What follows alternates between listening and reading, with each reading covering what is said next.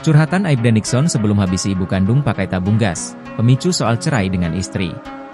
Tengah viral kasus Aibda Nixon Pangaribuan, polisi bunuh ibu di Desa Dayeuh, Kecamatan Cilengsi, Kabupaten Bogor, pada Minggu, 1 Desember 2024. Aibda Nixon melakukan penganiayaan pada ibu kandungnya hingga korban meninggal dunia.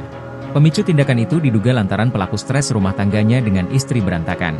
Dilansir dari akun media sosialnya yang dikutip tribunnewsbogor.com, Aibda Nixon Pangaribuan menikah dengan wanita berinisial RB pada tahun 2016 lalu. Foto-foto pernikahannya dibagikan oleh Aibda Nixon di akun sosial medianya. Keduanya kemudian dikaruniai seorang anak laki-laki. Namun pernikahannya kandas di tengah jalan, dan keduanya memutuskan berpisah.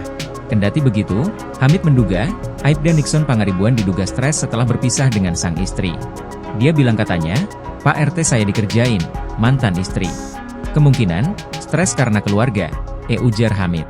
Sementara itu, di akun media sosial mantan istrinya, RB, wanita itu pada tahun 2022 masih memposting momen bersama Aibda Nixon.